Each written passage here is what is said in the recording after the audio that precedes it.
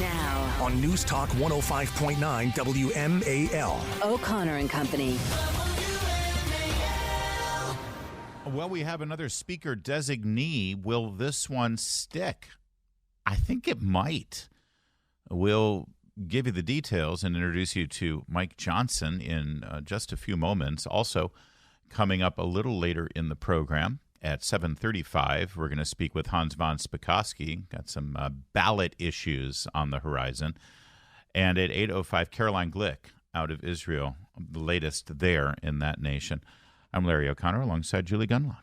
Good morning. Good morning, Julie. And speaking of Israel and their plans to eradicate the terrorist threat known as Hamas right across their border, Derrick Anderson joins us. He is running for the 7th Congressional District in Virginia for the House of Representatives, also a former Green Beret and trained with the IDF. So he brings some expertise to this. Mr. Anderson, thanks for joining us. Thanks, Larry and Julie. Much appreciated for y'all for having me this morning. Tell us about the IDF. Tell us about, because there's sort of like this aura of mystery about the Israeli Defense Forces and the military approach that they take in that nation, where pretty much everyone in the country knows that they're in a constant state of war because their neighbors are trying to eradicate them. Yeah, Larry, one of the interesting things, I went over there for a couple of months to train not only with the Israeli Defense Forces, but their Israeli Special Forces as well. And the interesting thing is, everyone serves in the military, and, there's obviously few exceptions here and there, but for the most part, everyone serves in the military, and even folks that have dual citizenships, they actually come back. If you're an American Israeli, you'll come back and serve your time. One of the things I found interesting when I was over in Israel, it was right after ISIS had popped its head up in Syria and was kind of starting to become an issue. And we saw Hezbollah in the north starting to fight ISIS. We saw Lebanon fighting ISIS. Israel obviously had some part in that. Jordan and all these countries fighting ISIS. And I remember distinctly looking at the Israeli commander that I was working with. And I asked him, I said, well, this is good news, right? No one's pointing their weapons at you. This is what you want, right? And it was really hard, because they looked at me and they said, you Americans sometimes just don't get it. And I kind of gave him the side eye of like, what are you talking about? He's like, look, you guys live in a country where you have, Mexico to the south and Canada to the north. We live in an area in the Middle East in which everyone doesn't want us here. And as soon as those weapons stop being pointed at ISIS and Hezbollah, and all these other organizations get funding, they get training, and they get real-world experience fighting ISIS, guess where those weapons start pointing back at again? Us. And it really took me by surprise. Imagine having Mexico and Canada, pointing their weapons at us all the time and trying to eradicate us. I think it's a really, really tough situation. I think sometimes, I joke with my friends and family all the time. It's really nice to have that warm blanket of America laying over you when, Israel doesn't necessarily have that. So it's an interesting dynamic. They train very, very hard because, their livelihoods are at stake every single day, as we saw, several weeks ago when Hamas came over their border and, massacred women, children, and the people of Israel. Yeah. Mr. Anderson, you mentioned some, Americans don't get it. That person saying that to you, Americans don't get it. Some Americans who don't get it are right here on our college campuses here in America. Mm-hmm. Yesterday at George Washington University, genocidal anti-Jewish, anti-Israeli messages were displayed on a building, of the library building there in GW, saying glory to our martyrs, free Palestine, from the river to the sea. We know exactly what this means. And this has, you're running in Virginia. Education has been an issue. And talk to me a little bit about how, it's not just higher education, it's K through 12 education, where there's some pretty radical ideas that have been introduced to kids today. What are your thoughts on this? Just that where we are as a country, where this is even allowed, where this is actually pretty common now. We're seeing this all over the United States. Yeah, Julie, it's pretty disheartening to see this, especially, and I know you guys have been tracking this as well. We see members of Congress even, not even students, Julie. We see members of Congress that are saying these things. They're not fact-checking themselves. We saw what happened with the hospital down in Gaza, immediately wanting to place blame on Israel. Look, everyone, I mean, a lot of news agencies took a pause. You know, we used to say that in the military. One of the trainings that I went into when they teach you, you know, how to deal with interrogation is stop, listen, think, then repeat all over again, then speak. And I think some of these organizations and some of these people really need to take that to heart. And the fact that, you know, a lot of news agencies, if you saw just recently, there was some news out there where Israel actually sat down all these journalists and said, we're going to show you the videos, not our videos, but Hamas's videos and what they did and the atrocious things that they did to our people. And, you know, you hear the journalists talk about it and they can't even describe it because it's so sickening. I mean, and then at the same time, you see these individuals at schools, you know, making these comments, saying these things. You know, I 100% believe in the First Amendment and a constitutional right to free speech. But you know, my mom used to tell me this all the time: just because you have the right to do something doesn't mean it's right. You know, do you have the right to go scream at an old lady walking down the street? Right, probably, right. But is it right? I don't think so. So, I mean, I think there's some really moral issues within our country right now that we really need to address. We're speaking with Derrick Anderson, who's running for the 7th Congressional District in Virginia. You're a former Green Beret. You trained with the IDF from a warfare standpoint, from a logistical and just combat strategy standpoint. The consistent calls from Democrats and from the Biden administration for Netanyahu and the IDF to pause, to wait, to stand down. What is this doing to them? What is it doing to their enemy? Because it's really just an opportunity for them to regroup, isn't it? Mm-hmm. Yeah, you know, I think also, Larry, the thing you have to consider is what the Biden administration and, you know, Biden and his people were up in Israel just recently, right? And what was their message that they told Netanyahu, and what they've continuously said, at least for the last few days, is, granted, it took them, they delayed in saying it, but we stand next to Israel. Israel has a right to defend itself. They said that. And then a few days later, you see President Biden mutter under his breath, ceasefire. And now we're hearing reports that the administration is asking them to slow their roll and starting their ground force. From a tactical perspective, look, I understand. We see what Hamas is doing right now. They've released, 4 hostages as of the last 3 weeks. By all means, everyone wants to see every single one of those hostages come home safe. We do. But there is something to be said from a tactical perspective is, you know, don't let perfect be your enemy. And I think one of the issues that we're seeing right now is that for every single day that, you know, Hamas has more time, you know, these tunnel systems are going to be an issue. They're going to be putting booby traps, IEDs. They're going to put things in the road. They're going to put obstacles in the road to prevent any vehicles from being moved, the moves throughout and traverse in and out of the area. So, I mean, I get the understanding that, hey, maybe Hamas is going to release more hostages, but let's be honest here. Hamas has roughly 200 plus hostages. You know, I'm not a mathematician, but it took them 3 weeks to release 4 hostages, over 200 hostages they have right now. We could see them play this game for months. So, you know, the Israelis are in a bit of a bind in the sense of, like, how long do you want to wait to try to see how many hostages you get out? But the Biden administration is giving a mixed message, not only to the Israelis, but the entire world, That's right. Israel's allies, and especially to Hamas, because we know those hostages are sitting there, and everything that we say or the Israelis say that is counterintuitive or doesn't show that we are there to save and rescue those hostages, you bet your dollar that they're gonna put that in front of those hostages, and that just completely diminishes their hope of being rescued. Yeah. Well said. And although I wouldn't say there's mixed messages, I think there's clear messages coming from Biden. Sure. It's weakness. It's clearly a weakness. That's exactly right. Thank you, Derrick Anderson. Thanks for joining us again, running for Congress. Check out his website and get informed. Thank you, sir. As my friend and colleague Katie Pavlich over at Town Hall, who said, you know what, we had a ceasefire between Israel and Hamas right up until October 7th. Right. And then with paragliders, Hamas broke the ceasefire. So stop with the calls for a ceasefire. The new WMAL app has arrived. Download it today and listen anywhere in the world. We want to thank all the press for waiting. It's been quite a process. Democracy is messy sometimes, but it is our system. This conference that you see, this House Republican majority, is united.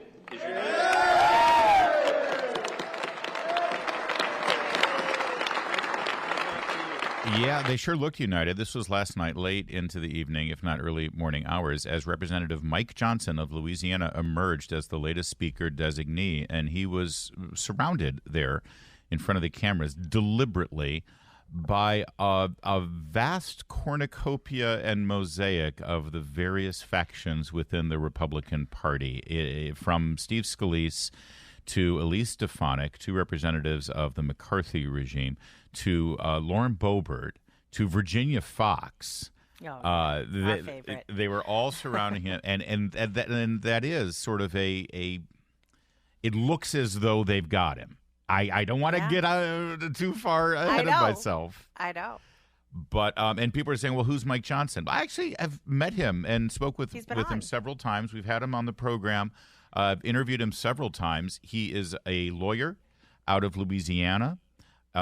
He was basically Jim Jordan's deputy. He's his number 2 on the Judiciary Committee. And a lot of people say, well, where has he been?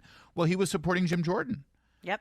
He was waiting his turn. He was loyal to Jordan, and there is a hierarchy and a pecking order when it comes to committees and leadership in the House of Representatives, and it would have been inappropriate for him to try to leapfrog over Jordan. Right. He waited. Jordan had his turn. He did not get the votes for various reasons, and now Johnson has emerged. And Johnson has had a couple viral moments in hearings this year, and I wish the one there's a couple where he either shot back at a witness or defended a witness. So he is a really smart guy, very articulate, very well spoken. So I am very excited about this. Chris Plant's main criteria is he wants a speaker who can speak. And with Mike Johnson, you've got that. Yes, definitely. So I'm really excited. Babylon Bee did a funny little, they put the job up on ZipRecruiter. So we're not quite there yet. And I'm glad that it'll be interesting to see, but I'm excited about this nominee. I haven't been excited about all of them, but this one, Mike Johnson, is great. So. Yeah, no, I think he has been. And I think that we have an opportunity here. By the way, you talk about his viral moments. Here's one of them with Secretary Mayorkas of Homeland Security earlier in the year. Mr. Secretary, what kind of impact I'm sorry. That's Hank not him. Johnson. That's Guam flips over. I just want everyone to know, is it's like, who's Mike Johnson? Let me just tell you, as Johnsons go, he is the superior Johnson in the House of Representatives. Be proud of this Johnson option. I was like, am I wrong? Did they nominate? I mean, have we gone that? Are we that bad? Anyway, here he is with Mayorkas. Okay. Define what misinformation is. Congressman, misinformation is false information that is disseminated to... Excellent. Who determines what is false? Congressman, our focus... No, who determines what is false in your agency? Congressman, if you're going to pull something off the internet and collude with a social media platform to make sure Americans don't see it, who determines what's false? Congressman, we don't do that. That's not true. That is not true. That is not what the court has found. This is not a Republican talking point. This is what the documents show. We've had people testify under oath that say, and you just defined the term, you're telling me that you don't know who determines what is false? Congressman, what we do at CISA, the Cybersecurity and Infrastructure Security Agency, is identify the tactics that adverse nation states use to weaponize disinformation. Okay, what is disinformation? What is disinformation? Disinformation is inaccurate information. Who determines what's inaccurate? Who determines what's false? Do you understand the problem here? The reason the framers of our Constitution did not create an exception for quote-unquote false information from the First Amendment is because they didn't trust the government to determine what it is. And you have whole committees of people in your agency trying to determine what they define as false or misinformation. That was July of this year with Secretary. So is that a guy you can get behind? Yes. As your Speaker of the House, a guy you want to see squaring off with George Stephanopoulos on the Sunday shows? Yes, and he's had many moments like that. Yeah. Many moments. Oh, yeah, absolutely. Here's more from Mike Johnson last night. We have a very busy agenda. We have appropriations bills to get through the process, but you're going to see this group working like a well-oiled machine. We owe that to the American people. The people up here have been sent here by the people of this country to do this job, and we are going to do it well. We commit that to you. Thank you for allowing us to go through the process and get to this. It was worth it, and we are going to serve you well. All right, we'll see what happens today. We've seen this movie before. I just have to take a moment as a former staffer to go, I came up here to work for a nice member from Louisiana, and suddenly I might be a staffer on the speaker's right. staff. That's a great point. It's not like usually you go from chairmanship into leadership into speaker. This guy is, he's got a staff, but he's got a staff, and they're great, and he's but great. there will be boy, hiring, I assure you. This is quite a change for that staff. Yeah. Well, again, he's a good guy, I think, based on my interactions with him, based on our interactions with him, and he certainly has impressed in his moments in these committee hearings, in questioning some pretty hostile Democrats. And as I like to say, Congressman Mike Johnson knows what time it is. It is 7:23. Now on News Talk 105.9 WMAL. O'Connor and Company. It's 7:37 now on O'Connor and Company. Thank you for tuning in here on News Talk 105.9 WMAL. Coming up at 8:05, we're going to check in with Caroline Glick, who will give us the cold, sober truth of what's happening in Israel right now and what she thinks of President Biden's lukewarm policies, incoherent policies, weak policies. At least that's my opinion. I don't know if Caroline has the same opinion. She'll tell it like it is. I am Larry O'Connor. She is Julie Gunlock. Good morning, Julie. Good morning. Good morning. Joining us right now is Hans von Spakovsky. Now, he's the manager of the Election Law Reform Initiative, senior legal fellow at Heritage Foundation. Hans, good morning. Always good to talk with you.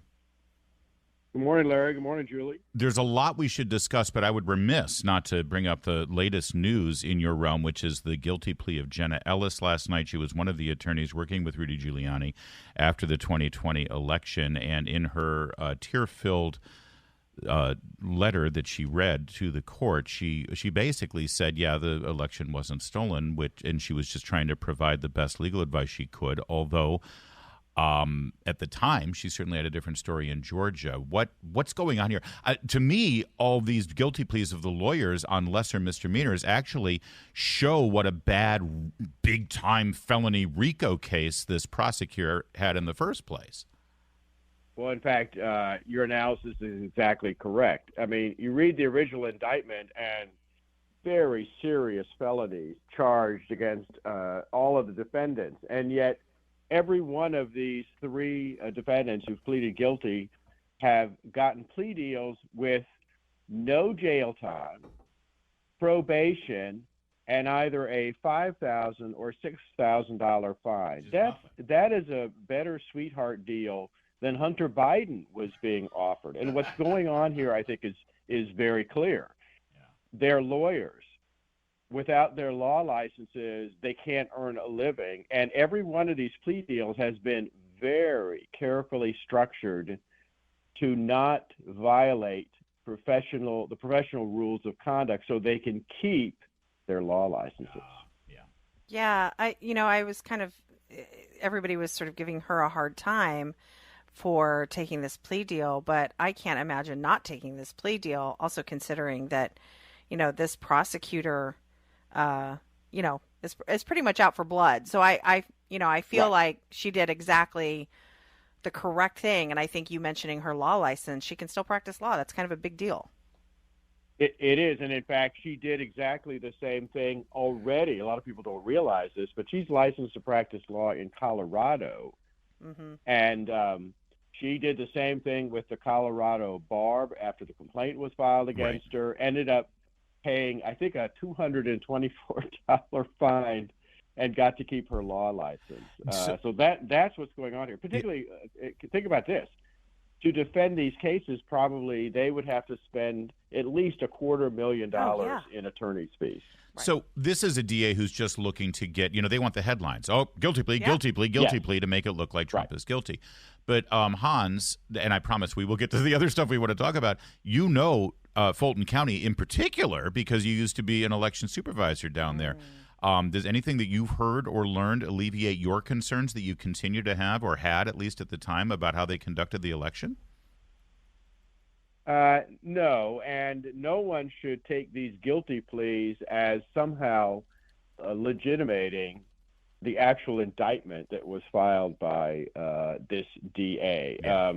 Look, there were a lot of questions raised about the election. A lot of them weren't really answered, and simply raising those issues with the state legislature, state officials, was not a criminal act, no matter how much this local DA is trying to turn that into a criminal act. Joe Biden, running for re-election, has already made history here, and no, not just because he's the oldest man ever to seek the presidency, but also he won't appear on the New Hampshire primary, the New Hampshire first-in-the-nation primary. His name won't be there. He's choosing not to participate. He wants South Carolina to be first, but so why isn't New Hampshire just changing their primary to accommodate the head of the Democratic Party? Well, New Hampshire has a law that requires them to hold their primary at least a week before any other state in the country. So unless they change that law, they can't change the date of their primary. And the DNC changed the primary schedule so that South Carolina would go first on February 3rd. And the reason they did it was because of, well, you know how everything they do is based on race. There were complaints that, well, New Hampshire's just too white. We need a different state. So unless they change the law, New Hampshire is still going to violate the new DNC rule on primaries. So is this going to go on? Do you think New Hampshire will? What's going to happen?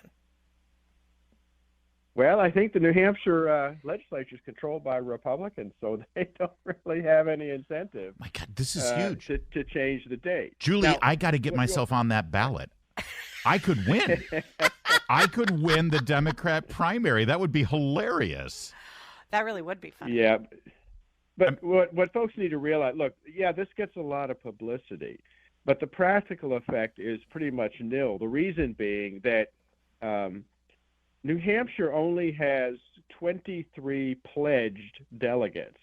They have another 10 superdelegates, but the DNC also changed its rules on superdelegates. Superdelegates can't vote unless you go into a second ballot. To win the nomination of the Democratic Party on the first ballot, you have to get about 1,900 votes. Well, New Hampshire's only got 23 votes. What is that? A little over 1% of the votes needed to be nominated. So from the standpoint of winning the nomination, New Hampshire is irrelevant.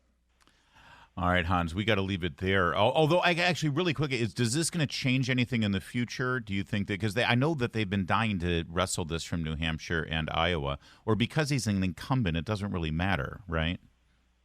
I think at this point, because he's an incumbent, it doesn't really matter. He doesn't have any serious opposition. Yeah. All right, Hans von Spakovsky, thank you for your insight on some developing stories with regard to the elections. He's the go-to man. He's the manager of Election Law Reform Initiative over at Heritage Foundation. Thanks, Hans.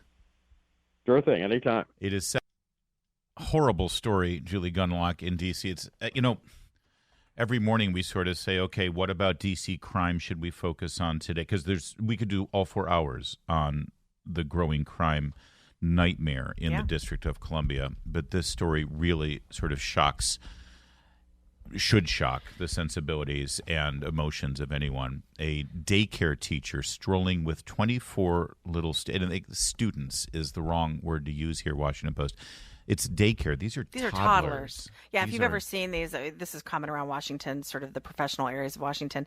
They make them hang on to these little ropes. Yeah. And they're so cute. They're all just walking along, and the teacher, yes, there's well, usually one teacher. They're cute unless they're in the crosswalk in front of you and you're trying to get You're like, somewhere. hurry up. And then you honk, don't you? You honk. No, anyway, I don't. Yeah, I wave to them. There's usually a teacher at the front of the little rope line, and usually a teacher bringing up the rear, making sure. And so, so they were walking along. I'm sorry. And they got attacked.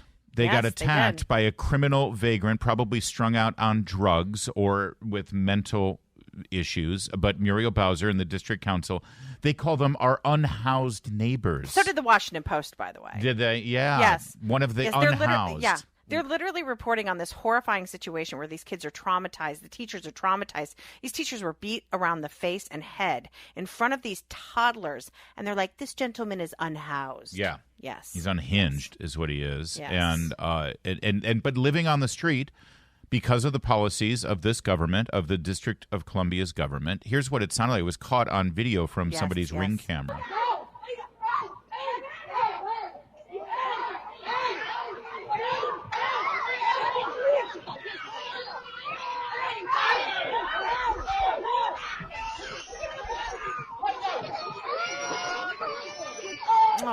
I know. Listen to the screaming and the cries of the children. Yeah. Yeah, one of the by the teachers way, suffered a bloody nose. She spent the night in the hospital. The other one was beaten around the head as well. It's just awful. He also exposed himself to the children and to the people, the teachers at this daycare. And good on these women who defended the children and tried to put themselves in harm's way. It's horrible that they had to go through this. But this is Muriel Bowser's Washington, D.C. This is Joe Biden's Washington, D.C. This is the Democratic Party's Washington, D.C. They have had decades and decades and decades and billions of dollars to implement any policy they want without any obstruction from any Republican. And this is what we have in our nation's capital. And do not forget that the senators and representatives who are Democrats who surround the D.C. area, Maryland and Virginia, are pushing for statehood for this failed city. Right. It is absurd. And it's just another example of the failed experiment of home rule. And maybe if Speaker of the House Mike Johnson were to prevail today at today's noon vote, he can put that on his very long agenda already, that the House of Representatives take back their constitutional authority here, because I don't think anybody in D.C. who holds elected office has demonstrated that they're capable of running the city and fixing the problems.